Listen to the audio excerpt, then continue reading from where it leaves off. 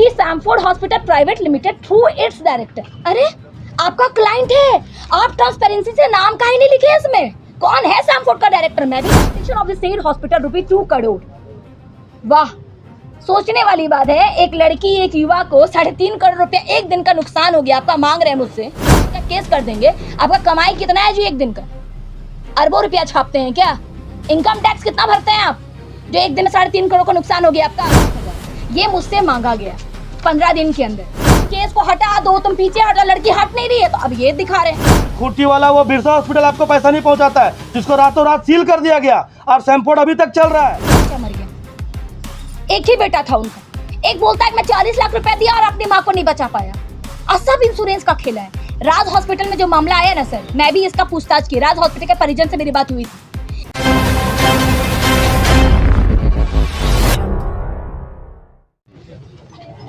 अब बीते कई दिनों से आप लोग सैमफोर्ड के साथ कानूनी लड़ाई लड़ रहे हैं, क्या कुछ अपडेट है, क्या कुछ परेशानियां हैं? और सबसे पहले चैनल के माध्यम से मैं सभी लोगों को प्रणाम एवं जोहार करती हूँ। और 17 जून को हुई घटना के बारे में पूरे झारखंड वासी रूबरू हैं कि आखिर उस दिन हुआ क्या था। हम लोग एक गरीब पीड़िता की आवाज़ को आगे बढ़ाने के लिए और एक्चुअली में उनको न्याय दिलाने के लिए हम लोग वहाँ पहुँचे थे। 17 जून 2026 को हम अपनी टीम के साथ सैमफोर्ड गए और वहाँ पे हम लोगों ने बस यही बोला कि यहाँ के जो मेडिकल सुपरिटेंडेंट है उनसे हमको बात करनी है कि 12 लाख का जो एस्टीमेट बिल जो अपने मरीज के परिजन को थमाया है, आखिर क्यों थमाया है? क्योंकि प्रत्येक व्यक्ति का ये अधिकार है कि हम लोग अगर कहीं पे अपना कुछ सामान खरीद रहे, इलाज करा रहे हैं, तो आप बिल ट्रांसपेरेंट कर सकते हैं। तो यही कारण से हम वहाँ गए। रिसेप्शन के पास ही सारा क्राउड था, वहीं पे बनी होती है स्लाइड जहाँ पे सब बैठे हुए थे। हम लोग वहीं पे गए। सबसे पहले तो हमको वहाँ पे बुलाया गया। मैं बाहर में 2-3 बाइट हम लोगों ने दिया। फिर मुझे वहाँ के एक स्टाफ या डॉक्टर के द्वारा बोला आप लोग अंदर आइए। और मुझे कहा गया कि आप 3रा फ्लोर चलिए। सिर्फ मुझे बोला गया है कि अब 3रा तल्ला चाहिए, जो भी बात हम लोग कर लेते हैं। मैं बोली मैं अकेले क्यों जाऊँगी? तो मेरे संगठन की एक महिला है, वो जब लिफ्ट में चढ़ी तो एक बाउंसर के द्वारा उनका हाथ को पकड़ के पूरा मोड़ दिया गया। उसी से जो भी बातचीत का जो भी हाथापाई जो बोल रहे हैं वो शुरू वहीं से हुआ। वहाँ से मेडिकल सुपरिटेंडेंट, उनका नाम कुछ है, मुझे ये प्रॉपर याद नहीं है, लास्ट में सिरेन लिखती हैं, वहाँ के मेडिकल सुपरिटेंडेंट है। वो आई हैं और उन्होंने कहा है कि मेरा हॉस्पिटल है, कौन घुसा, ब्ला दिस दैट, बहुत कुछ बोलने लगी और हमारी महिलाओं को ढकेलने लगी। ये सीसीटीवी में रिकॉर्डेड है। उसके पहले भी हम लोगों ने कुछ नहीं किया। तो वहाँ पे मौजूद भैया ने बोला कि महिलाओं को नहीं मार सकते। जब बाउंसर हम लोग को ढकेलने लगा तब वहाँ पे हम आवाज़ उठाए कि ये गलत है, आप ऐसा नहीं कर सकते। तब हमें गुस्सा आया। हमने बोला कि ये तरीका नहीं है। वो बोले कि सीधा निकलो। घसीट के बाहर निकाला गया। बाहर में मीडिया थी, बहुत मीडिया भाइयों ने इस चीज़ का रिकॉर्ड भी किया है। और बाहर हो जाने के बाद जब वहाँ पे पुलिस की मौजूदगी में हमारे बाल को पकड़ के मारा गया, इवन कि महिलाओं को मारा गया। 13 महिला वहाँ पे इंजुरी रिपोर्ट बनवाई, 13 महिलाओं को चोट लगा। ये सब मामला तो जो मैंने आपको बता दिया। उस दिन के बाद से मुझे ये कहा गया कमिश्नर जी को प्रॉब्लम है तो आप सदर थाने में जाके केस फाइल कीजिए। तो जब हम वहाँ पे गए 7 बजे के लमसम में, हम लोग 30 से 40 लोग मेरे सपोर्ट में, बहुत दूर दूर से भैया लोग आए थे, जैसे आकाश भैया, ये सब रामगढ़ से आए हमारे लिए। तो वहाँ जाके जब हम लोग FIR दर्ज किए सैमफोर्ड पे, वो भी कितने टाइम हो रहा होगा, 3-4 के बाद की बात है। हम हाँ शाम की बात है। तो हम लोग भूखे प्यासे रहकर वहाँ पे FIR लिखना, उनका 10 तरह का प्रोसेस और फॉर्मेलिटीज़ को पूरा करना, सब महिला वहीं थी। रात भर जो गांव से महिलाएं आई थी मेरे साथ, सब रात भर हम लोग वहीं पे थाना में 10 बजे तक रहे। और 10 बजे के बाद हम लोग हॉस्पिटल में जाके इंजुरी बनवाए। 13 महिलाओं को चोट लगा था, किसी कमर में, किसी का चेस्ट में, क्योंकि बहुत बुरी तरीके से मारा गया। हमारा कहना है कि हम एक जनता है, हमारे पास जो भी एविडेंस है वो मैंने दे दिया है। मैंने थाना में दे दिया, मैंने कोर्ट में दे दिया, मीडिया के पास भी है। लेकिन सैमफोर्ड के अंदर की जो CCTV है, DVR है, वो लोग क्यों नहीं प्रस्तुत कर रहे हैं? उसके बाद क्या हुआ कि वो लोग सोचें कि लड़की को दबाना है। तो मेरे में सैमफोर्ड के सफाई कर्मी मंजू कश्यप के द्वारा मेरे में ST-AC का केस किया गया कि मैंने जाति सूचक का इस्तेमाल किया। चलिए मैं मान ली, इतनी भीड़ में मैं कैसे चिन्हित करूँगी वो आदिवासी हैं? ये तो एक था उनका क्या चाल कि वो लड़की को दबाए। उसके बाद क्या हुआ कि जब मैंने जो केस किया, आज 1 महीना 5-6 दिन हो गया, किसी भी तरह का कोई सुनवाई कार्रवाई नहीं हुई है। 1 महीने के बीच में मुझे धमकियां मिलने लगी, मुझे सेटलमेंट करने को बोला गया। बहुत ऐसे MLA MP भी है, मैं नाम अभी नहीं रिवील करूंगी, जिनके माध्यम से मुझे डिमोटिवेट और मोटिवेट भी किया गया। 10 लोग अगर नेता फ़ोन कर रहे हैं तो 7 उसमें से डिमोटिवेट करते हैं और 3 मुझे मोटिवेट करते हैं। सबका यही कहना है कि बड़े लोग हैं, बड़े लोगों के संरक्षण में ये अस्पताल चल रहा है, तुम अकेली क्या कर लोगी, बैठ जाओ, बहुत कम उम्र की हो, कुछ फ़ायदा नहीं है। मैंने हर कॉल्स को, जितने कॉल मैं टैप कर पाई, जितने नॉर्मल्स कॉल आए मैंने टैप किया। व्हाट्सएप कॉल आए, व्हाट्सएप कॉल के जरिए जो नहीं होता है कि फेक कॉल्स +92 पता नहीं ऐसे ऐसे करके कॉल्स आते थे, सबका है मेरे पास। उसके बाद फिर क्या किया गया कि जब देखिए कि लड़की कुछ नहीं कर रही है, लड़की जब मैंने बोला कि मैं सेटलमेंट वगैरह जो भी है मैं कॉम्प्रोमाइज़ नहीं करूँगी, मैं जब गलत नहीं हूँ तो मैं झुकूँ क्यों। आज से 1 हफ्ता पहले मुझे सदर थाना से 2 नोटिस प्राप्त होता है, 2 नोटिस। अभी 2026 चल रहा है, 272 कांड संख्या 2024 का एक नोटिस मुझे प्राप्त हुआ है। मैं लाई उस नोटिस को, और उस नोटिस में लिखा गया है कि मुझे 7 दिन के अंदर वहाँ पे उपस्थित होके अपना जवाब देना है। तो मैं इस बारे में ऑफकोर्स मैं लेटर पढ़ी लिखी लड़की, मैंने पढ़ा कि गलत है तो मैंने फ़ोन किया, तो मुझे कहा जाता है कि गलती से वो लेटर मैंने भेज दिया। मैडम एक बात बताइए, एक वर्दी वाला पुलिस, आप गलती से किसी को साइन करके सदर थाने का मोहर लगा के आप भेजते हैं किसी को स्पीड पोस्ट के जरिए लेटर, तो साजिश नहीं है तो क्या है। जान रहा है कि लड़की ना बिक रही है, ना झुक रही है, ना दब रही है, तो आप सोचते झूठे केस में लपटाओगे। मैं उसमें वहाँ पे मैंने बोला कि देखिए सर, ये ऐसा नहीं होता है, अगर आप लोग को फंसाना है तो आप डायरेक्टली बोलिए ना। नहीं मैडम, हम दूसरा लेटर आपको भेज दे रहे हैं। दूसरा लेटर मैं आज रिसीव करके आई हूँ, स्पीड पोस्ट के जरिए दूसरा लेटर मुझे मिला। ये हुआ 15 दिन के बाद, जब बहुत सारे रैकी करने लगे, इवन रास्ते में टोक के महिला लोग, सब गांव की हैं, कोई कहीं जा रही है, बेटी घर जा रही है, कोई पुतों के घर जा रही है, हम लोग कभी निकल रहे हैं, तो कुछ लोगों का कहना है कि इस केस से हट जाओ, बहुत इसमें बड़े बड़े लोग हैं, मरवा दिए जाओगे, तुम लोग को फंसा दिया जाएगा, तुम लोग को ड्रग्स में फंसा देंगे, तुम लोग को गांजा में फंसा देंगे, ऐसे ऐसे करके कॉल्स आ रहे हैं। हमने ये भी जवाब दिया कि ऐसा थोड़ी होता, कानून नाम का भी चीज़ है। तो क्या बोला गया मुझे पता है कि तुम सच के लिए कितना दिन जिंदा रहोगे, चारों तब झूठे लोग बैठे। मैंने रिकॉर्डिंग कर रखा है उस नंबर का, ठीक है। उसके बाद में मैंने बोला कि मैं फाइट करूंगी। अभी मैं बता रही हूँ कि मेरी बेल लगी हुई है, बेल हुई नहीं है, लेकिन कोर्ट की तरफ से नो कॉर्सिव लगा दिया है कि मेरी अरेस्टिंग तब तक नहीं होगी जब तक यहाँ से इन्वेस्टिगेशन नहीं किया जाएगा। एक अच्छा चीज़ हुआ।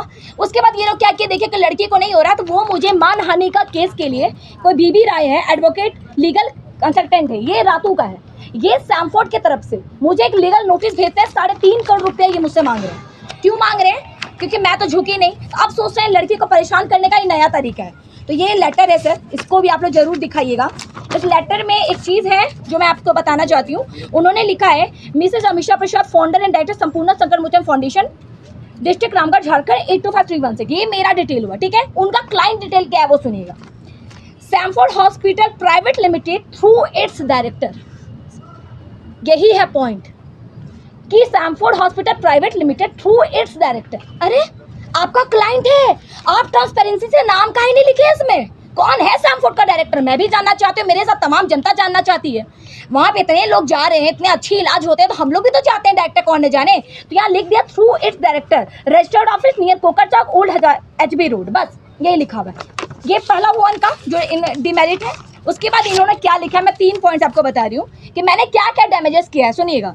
General damages, injury, financially lost, reputation of the said hospital ₹2 crore. वाह, सोचने वाली बात है। एक लड़की, एक युवा को 3.5 करोड़ रुपया एक दिन का नुकसान हो गया, आपका मांग रहे हैं मुझसे, धमकी दे रहे हैं, मानहानि का केस कर देंगे। आपका कमाई कितना है जी एक दिन का? अरबों रुपया छापते हैं क्या? इनकम टैक्स कितना भरते हैं आप जो एक दिन में 3.5 करोड़ का नुकसान हो गया आपका? सेकंड में लिखते हैं mental torture and physical economy ₹1 crore. सुनते जाइए, ये तीन पॉइंट बहुत इंपॉर्टेंट है। तीसरा पॉइंट उन्होंने लिखा, legal assistance and general charges ₹2,50,000। Total grand total जो हुआ इसका हुआ 3 करोड़ 2,50,000। ये मुझसे मांगा गया 15 दिन के अंदर, ठीक है। सबसे पहले कि हम कहाँ से दें, और एक सवाल आता है क्यों दें। मेरे पास तो नहीं है, क्योंकि हम लोग एक आम आदमी है, हमारे लिए 3 लाख नहीं, हमारे 3,000 भी बहुत इंपॉर्टेंट है। ईमानदारी का है ना सर, मेहनत का पैसा रखते हैं। आप लोग जैसा अनाप शनाप पैसे तो आते नहीं हैं।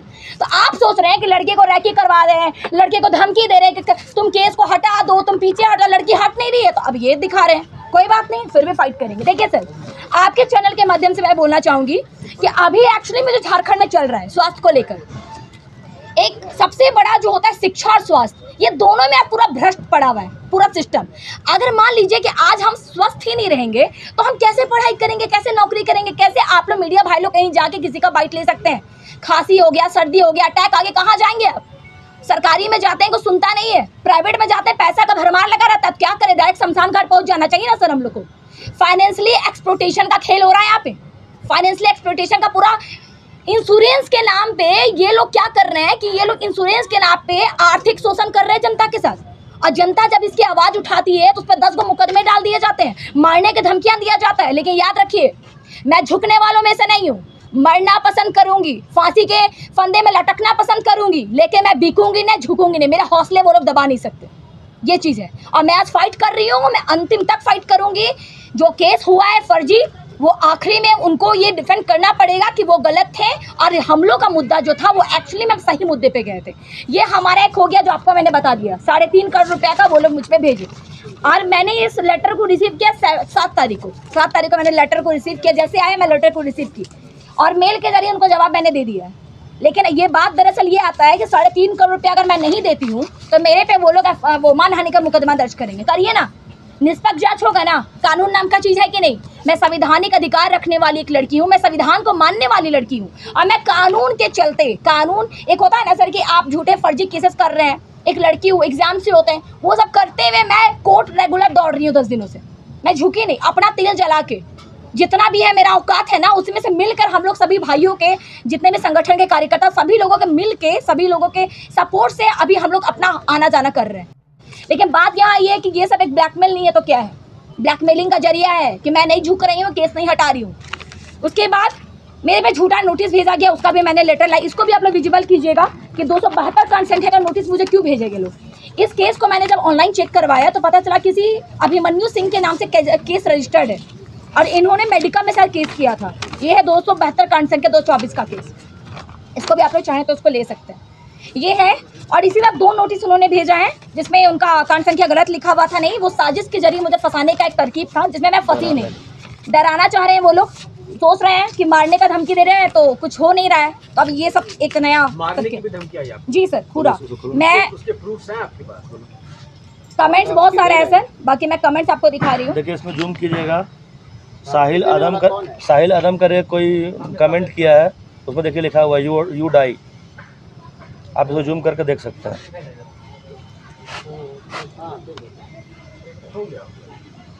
और भी ऐसे बहुत सारे कमेंट्स हैं सर, हम ऐसे आपको बहुत provide सारे कर कमेंट देंगे, आ रहे हैं, बहुत सारे। कॉल आ रहा है। आपने जो केस किया था उसमें कितना इन्वेस्टिगेशन हो कुछ पाया है? नहीं। कुछ आप लोग का कोई अपडेट नहीं है। वही जानना हमारा मेन मकसद है कि ठीक है, अब तो देश में बहुत सारा ऐसा ड्रामा चल रहा है।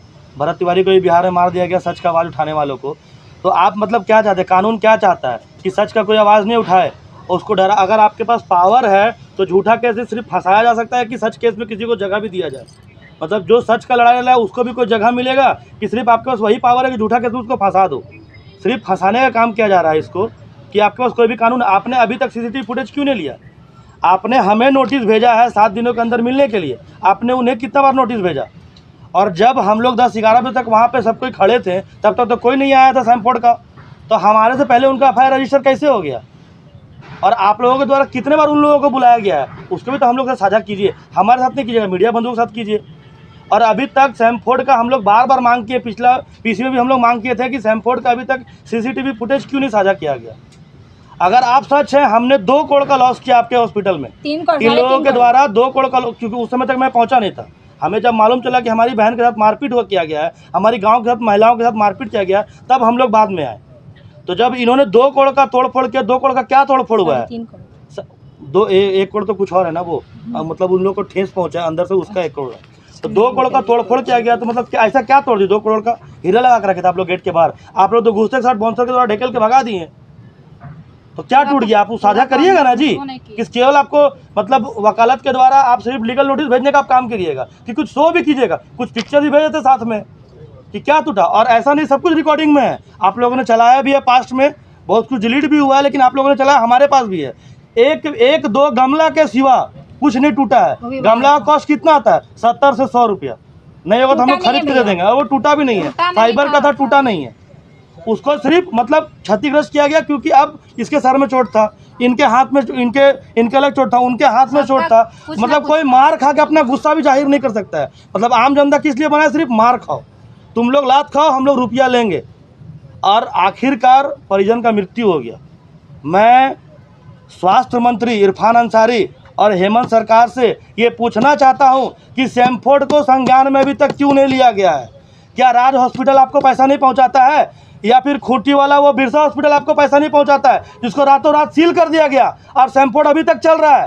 सिर्फ वो मतलब लग रहा है कि वहाँ पर आपकी भी संलिप्तता है। मतलब केवल वोट लेने समय हम आपके हैं और उसके बाद मार खाएं आपकी ही समाज की महिला, और उनके बाद तो मतलब उल्टा केस भी चले हम। मतलब सच का आवाज़ को दबाने के लिए इस झारखंड में या इस देश में कब तक ऐसा कार्य किया जाएगा? कब तक सच को दबाया जाएगा? टोलियों के माध्यम से, डंटों के माध्यम से कब तक आप गोली मारोगे? स्वास्थ्य और शिक्षा जो कि एक बेसिक नेसेसिटी है आम जनता के लिए, गरीब के लिए, आखिर गरीब जाए तो जाए कहाँ? जिसके पास औकात नहीं है प्राइवेट हॉस्पिटल में इलाज कराने का, वो रिम्स जाएगा, सदर जाएगा। आप रिम्स का स्थिति देखिए ना, आप सदर का स्थिति देखिए। सदर में जाइए तो एक नॉर्मल दवाई लेकर आप रिम्स ट्रांसफ़र कर देते हैं। रिम्स जाइए तो अगर आपके पास पैर भी नहीं है, आप किसी सांसद के घर के नहीं हैं, आप किसी विधायक के घर के नहीं हैं, तो आपका वहाँ भी इलाज नहीं होगा। मतलब हर जगह आप लोग ऐसा सिस्टम क्रिएट किए हुए हैं कि लास्टली आपको जाना पड़ेगा प्राइवेट हॉस्पिटल ही। प्राइवेट हॉस्पिटल में इंसान इलाज कैसे कराए? और सैमफोर्ड का हम लोगों ने इतने दिन में इंक्वायरी किया, सैमफोर्ड में अलग अलग जगहों से सेटिंग के तहत वहाँ इलाज हो रहा है। खास करके सीसीएल का जितना पेशेंट है वहीं पर ट्रांसफ़र होता है। क्यों होता है? और एक और बात, अगर आप इलाज करें तो कम से कम इलाज करिए ना। आप तो परिजन का जान ले रहे हैं। उनका क्षतिग्रस्त जो हुआ है मेंटल, उन लोग जो इतना परेशान हुआ है उसका क्या अमाउंट लगाएं हम?